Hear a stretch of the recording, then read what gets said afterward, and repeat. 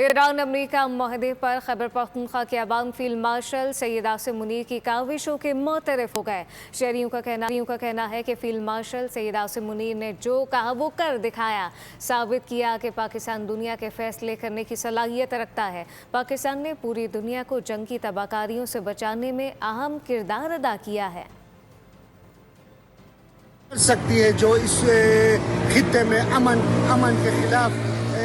जो कार्रवाइयाँ करते हैं। सैयद आसिम मुनीर साहब ने जो किरदार अदा किया ये कि इसके हवाले से जितने भी उनकी तारीफ की जाए, जितने भी उनकी सताइश की जाए इस बात की कि कितनी बड़े इक़दाम उन्होंने उठाए, दुनिया को जो है ज़बरदस्त तरीके से उन्होंने इस तबाही से बाहर किया। मुज़ाकरात को कामयाब करना यकीन जाने ये किसी मुझे से कम नहीं, इसमें अल्लाह ताला की मदद शामिल हाल की और इस मदद की वजह से पाकिस्तान वो मुल्क है जो आज दुनिया में इनकी तारीफें हो रही हैं। पाकिस्तान वखयलू Pakistan field marshal general Asim Munir साहब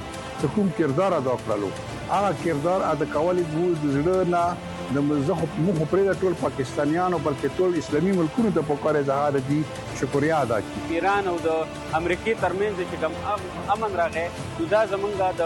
فیلډ مارشل اسیم منیر صاحب د وجه راغی، هغه زمونږ د فوج مشر دی، هغه زمونږ سپاه سالار دی، هغه د پاکستان لپاره یو فخر دی. موږ په هغه باندې فخر کوو چې موږ له جنگونه هم ګټي او موږ له امن هم قایموي. پاکستان چې کومه معاهده وکړه د ایران او د امریکا په میونځ کې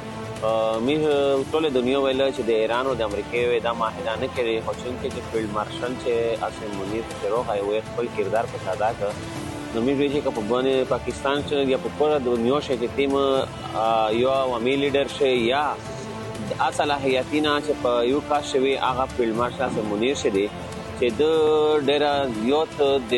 ټول دنیا د جنگ د تباہی نه بچات را کته دا جنگ شو او اټلی جنگ شو نو ټول دنیا په جنگ په لپیټ شو او موږ د فیلډ مارشل آسم منیر مشکوري د ایران او د امریکای ترمنځ چې کوم معاهده وشوله په دې معاهده کې د امن لپاره پاکستان چیف آرمی سټاف آسم منیر صاحب ډېر زیات لوی کردار ادا کړی دی. موږ شکریا ادا کوو ته کې نورم د قشنتي د امن لپاره نورم خوشوي او منډه تر ډوه هي د هغې لپاره ښه انتظامات وکړي لکه څنګه چې هغوی په دې کې د لوی کردار ادا کړی دی.